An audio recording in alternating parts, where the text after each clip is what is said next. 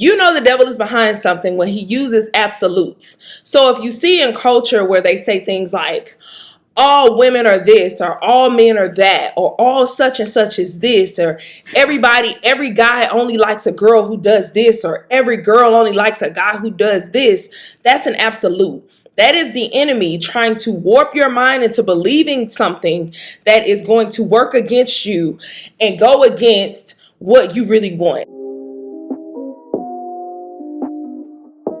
Yo, party people, it's Ashley of SingleWomanChronicles.com, where being single is a beautiful choice rather than a miserable circumstance. And y'all, 2025, listen, she coming in like a wrecking ball, honey. She said, we giving winter, honey. We giving wintry winter. We're giving restoration. I feel like because we were going through global warming, the earth said, don't worry about it. I'll cool myself. I'll cool myself down. Don't even worry about it. I'll cool myself down. Starting with giving Atlanta snow. They gave the wrong city some snow, but they really gave the right city some snow because the antics, okay? They call Atlanta Black Hollywood, okay?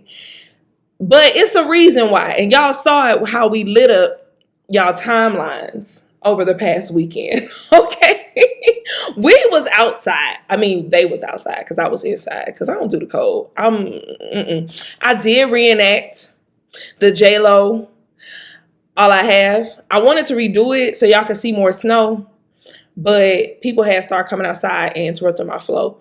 So I just did the one take. But if you want to check it out, you can go to Single Woman Chronicles on Instagram. I didn't put it on TikTok. I should have. But yeah.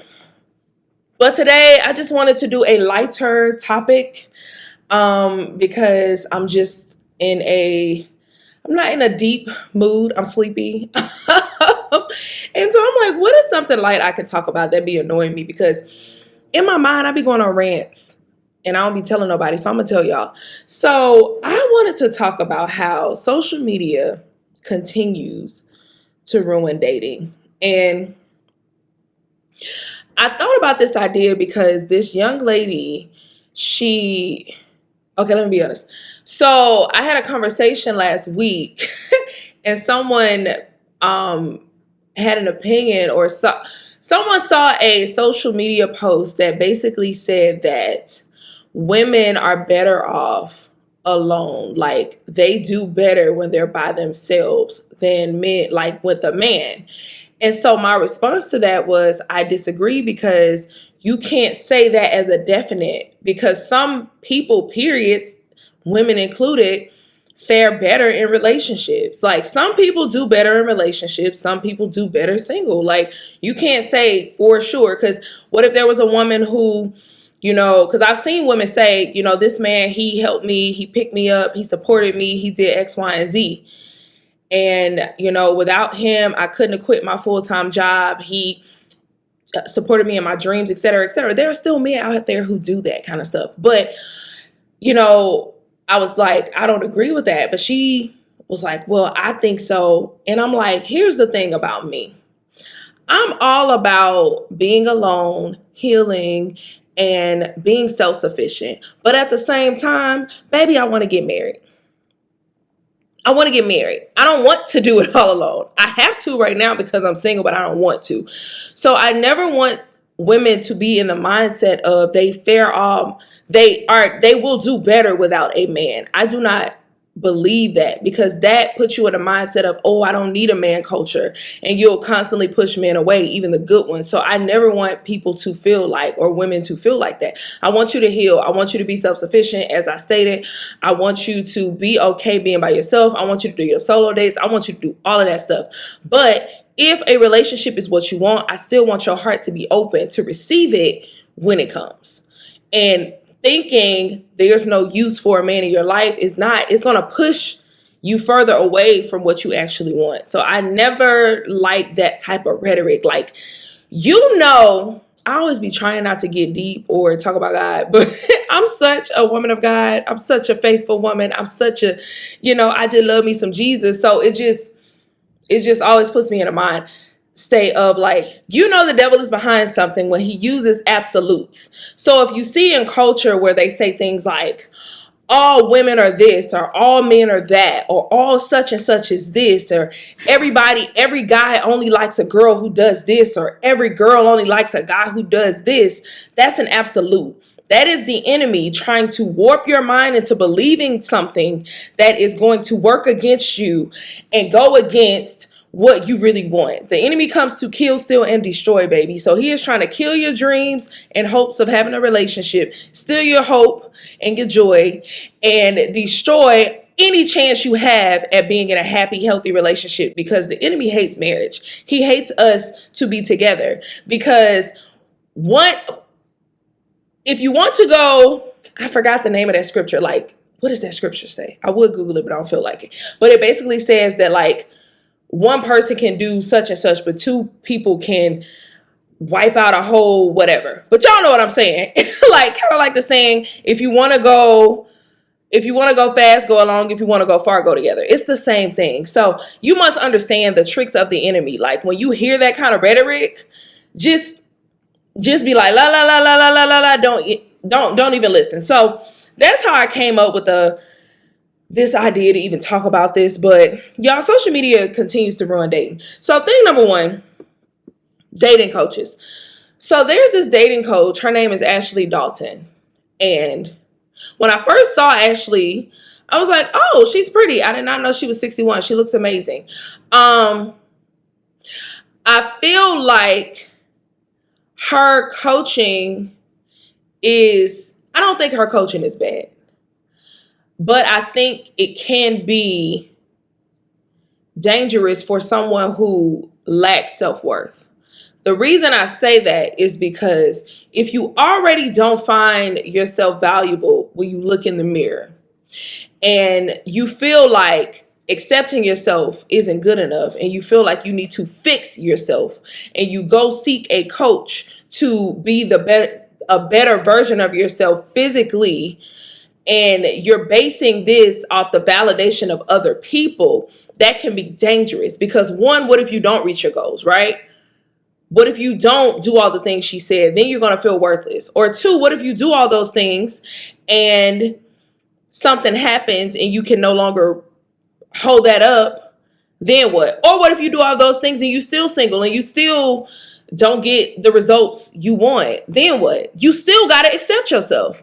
It's kind of like when people have plastic surgery and they did it because they felt like it'll boost their self-esteem. And I'm not talking about all people who get plastic surgery. I'm saying the people who get it because they feel low in self-esteem. Like, they feel like, oh, I'm not thick enough, so I need to go get plastic surgery or get a BBL, and then I'll get the attention that I want, and that'll make me feel better about myself. And then when they go get it, they realize it's not the attention that they wanted, or they don't get the attention they want. Then they want to go back and change something else. It's like, at the end of the day, until you fully accept who you are and you're okay with that person, it's dangerous to go around and try to think you need to fix something. No, you need to start with self-acceptance, because when you start accepting yourself first, then you won't feel like you need to fix something physically. I'm going to tell you the truth. Growing up, I was always made fun of because I always had a small chest. Like, I was always like an A, flat chested. I was head of the itty bitty titty committee, baby. I got made fun of for having big lips. They used to call them DSLs. Y'all know what that means. Okay. And I used to be so insecure about that, right? And so growing up, I used to think, like, in my early 20s, like, as soon as I get some money, I'm getting me a boob job. But then when I got closer to 30, I started enjoying having small boobs because I started accepting myself. I started being okay with having the small boobs. And eventually, bless you, Bridges, that's my dog. Eventually, I'm like, I ain't gotta wear no bra. Bet. It's lit out here on the small titty committee. Like, what is you saying? But that, me accepting myself, learning to love myself, made me not want to alter anything. Recently, I went to get, a consultation for braces. And when I was there, he was just like, honestly, as a Black person, our teeth do this anyway. I don't think you need braces, whatever. But because I'm, like, very self-accepting of myself, I'm like, oh, okay, cool. I ain't gonna do it. It's a waste of money. I'll just keep the teeth I have, like, whatever. So I feel like that kind of dating coach, like the feminine dating coach, Bridges, please. But those kind of dating coaches are, like, so dangerous because it basically tells you if you like those feminine dating coaches, it basically tell you because first of all, femininity is not a definite. Like feminine doesn't look one way. When people think feminine, they think like Jasmine Guy on Different World. They think that's the picture people have in their mind of feminine, right? So if you think, oh, in order to get into a relationship with a guy who is XYZ, I have to be feminine, but you're a tomboy and that's just naturally who you are. If you try to switch into that mode, you can do it, but you're pretending. That's not who you are. So are you truly going to be happy with that person on the other end? That's why I think it's really dangerous to be listening to some of these coaches, really all of these coaches, even me. Like, I always say, eat the meat and spit out the bones. Like, you have to discern what's working for you. You have to discern what advice is good for you, because not all advice is good for you, Buki. It's not all good. So you have to figure it out. Like, you have to figure out what's going to work for me. And I use her just as an example because she said something that was so confusing to me the other day. She was just like, what time a person goes to the gym tells you a lot about them. And I'm just like, how? What if they schedule just allows them to go to the gym at a certain time? Like, that shouldn't tell you not, like, as long as you go, right?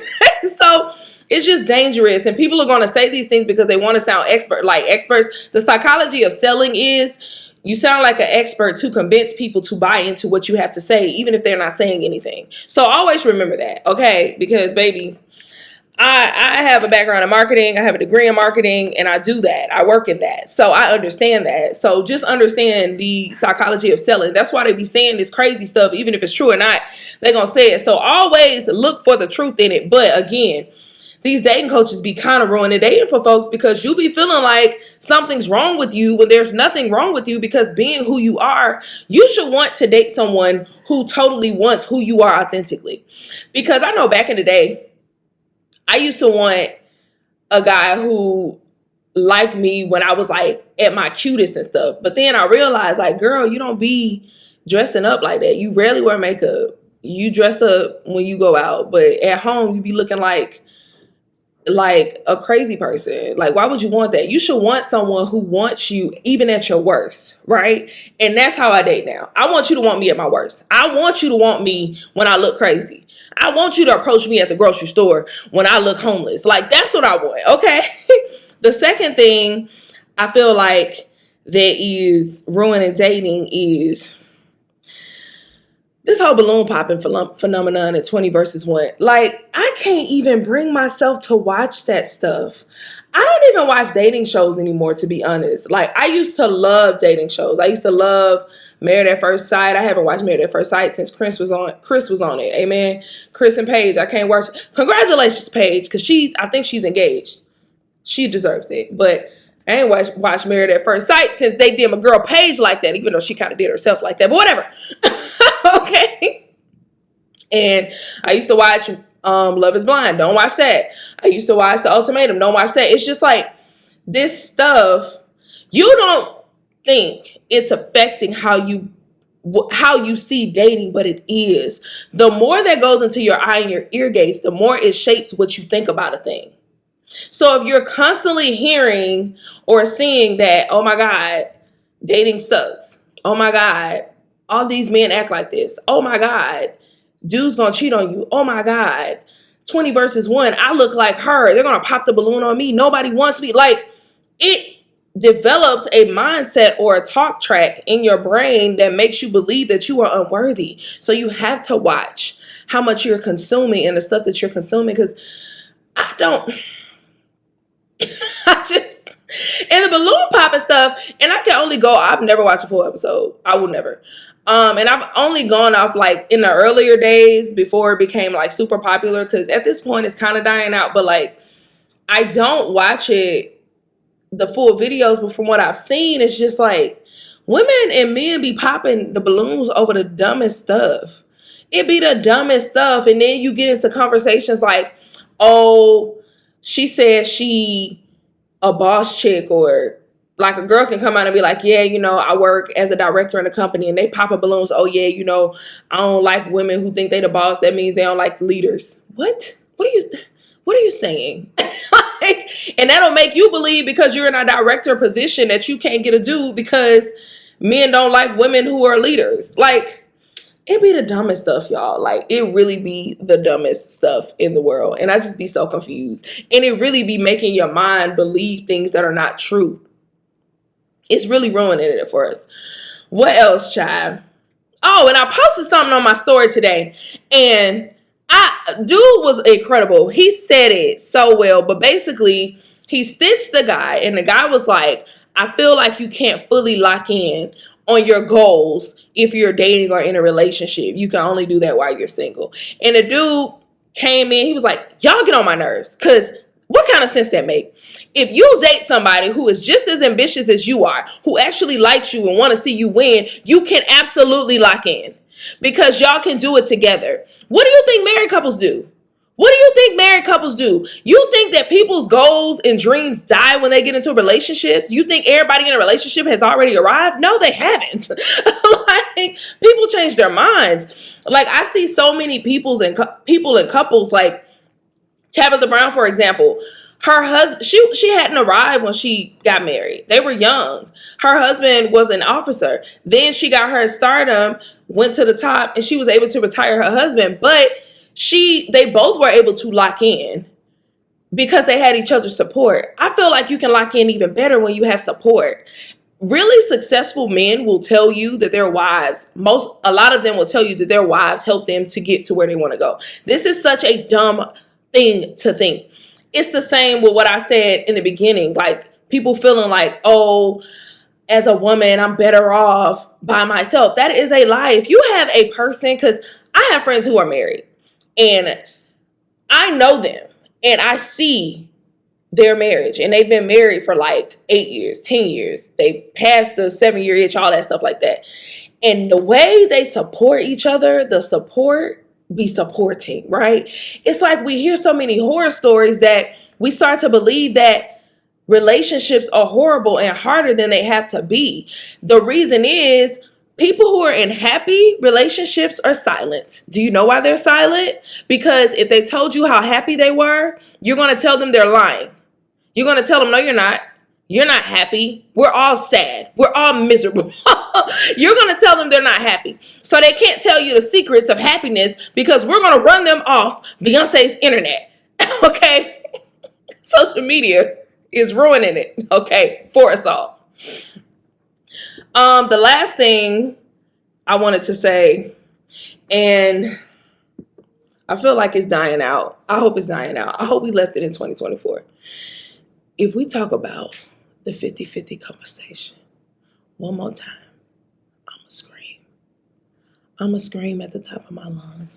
Like, if I go on a date, and God ain't going to do this to me, but if I were to be on a date with a man and he were to come out his lips, his soup coolers, and ask me, so what do you think about 50-50? I would literally scream. I would scream right now in this podcast, but I'm not, because I don't want my neighbors to think I'm crazy. But I'm going to scream. I'm going to scream bloody murder. In the restaurant, I'm going to scream. And I hope he runs. Because if he don't run, I'm going to run. Because why would you ask me that? Why is this conversation? That conversation is dumb. What are you trying to do? I'm leaving the table if you ask me what I bring to the table. I'm just saying, I'm going to scream is what I'm saying. Because these conversations are pointless. They're stupid. They're so dumb. I do hair. I had a client this weekend, and we were talking, and she said something so powerful. She said, in marriage, you have a spouse or you have a partner. It's a big difference. She said a lot of people want partners, but they have spouses. Spouses define their roles by gender roles, etc., etc. But partners, y'all group up together. Y'all make a plan by what works for everybody, what's best for everybody, and it's never 50-50. It's never 50-50. So if you come in and that's all you're thinking at the front of your frontal lobes here, then that's telling me you're not even mature enough to be on a date with me. Why are we here? Why are we here? Because I'm thinking I'm a partner. In a partnership, I'm going to fill in the gaps. Wherever you falling out at and lacking at, I'm going to pick that up. And I hope it's the same. It's bigger than the money part. It's bigger than that. It's a mindset, right? So I really hope we leave it in 2024. Because if I hear it again, I'm going to scream at the top of my lungs. I'm going to scream. So how does one stay hopeful in a world where social media continues to ruin dating? I would say number one is get very discerning, because everyone worships something. Pastor Darius Daniels, he's one of my favorites. He said everyone worships something, and you know what you worship by where you get your advice from, right? Like, I think that's what he said. I think it was worship, or he was saying like everybody's led by something. Right? Everyone's led by something. And some people are led by media. Like if you ask if they give you like MOBs back in the day, men were like money over bees, right? They got that from music. So their leader was rap. Like they get their messaging from rap. They get it from media, like that's why people were asking what you bring to the table, because they were Kevin Samuelites. They got their leader was Kevin Samuels. When your leader is God, you think he who finds a wife finds a good thing. You know, if your leader is God, you feel like we're going to leave to cleave, to become one. If your leader is God, you're going to make your body a living sacrifice, right? So you have to discern what somebody's leader is. When a guy sits at a table and asks me what I bring to the table, that means I need to get up from the table, because your leader is Kevin Samuels and you're a Kevin Samuelite, and that's not who my leader is. And that's not who I want to be under submission for. Like, I don't want to submit to him. I don't want to submit to no Kevin Samuel. Like, why would I do that? Why would one do that? So one, I would tell you to discern who you are talking to and seeing who they're being led by. Are they being led by social media trends? Are they asking you 50-50 conversations? Do they talk about popping balloon? Like, what are they being led by? Hopefully, if it's not Christ, I don't know about you, but I don't want it. Number two, limit what you listen to. Like, your timeline should not only be like all of this dating stuff. Like, it really shouldn't. Like, you should really mix it up with some motivational stuff as well, because that stuff will have you messed up out here in these streets. And three, you need to get really grounded in who you are and what you want. I'm trying to speed this up because my dog is coming back over here and he coughing, chat. Be really grounded in who you are and what you want. Like I said earlier, accept who you are truly and stop thinking that there's something wrong with you, because culture shifts. BBL was a thing. Now Ozempic is a thing. BBL being thick was a thing. Now everybody want to be skinny. Culture shifts. So what you was fighting for, and you was skinny and slim, you done went and got you a booty. Now everybody taking the BBLs out. Now you mad. You can't shift with culture. You gotta just be who you are and accept it. Because at the end of the day, you should want somebody who accepts you 100%. But guess what? Nobody will accept you 100% until you accept you 100%. Because even if someone came into your life and they told you like, no, I love you for who you are, like exactly who you are. I see you. I know you. You're probably going to push that person away because you don't know you. You're going to self-sabotage because you're so insecure with who you are and within yourself. You're going to believe there's no way he can like me because I don't like me because of who I am. So you got to get grounded in who you are. You got to accept who you are. You got to love who you are, and you got to know what you want. And stop giving people benefit of the doubts. When you see the red flags, you better run. Like, a lot of people know how to identify the red flags, but they just be like, oh, I know I see the red flag. It's okay. You're going to benefit of the doubt your way into more hurt. Because honestly, the more disappointments you get in this dating, the more you lose hope. So you want to limit your disappointments, and you limit your disappointments through discernment. When you see that red flag, you run. Don't allow boredom to keep you around. Don't allow being lonely to keep you around. Like, get up out of there, girl. Get up out of there, girl. Get up out of there, girl. Well, my dog won't leave me alone, so he's going to keep coughing. So that's all I have. Hopefully this helps someone. All right, like, comment, and share. Till next time. Bye.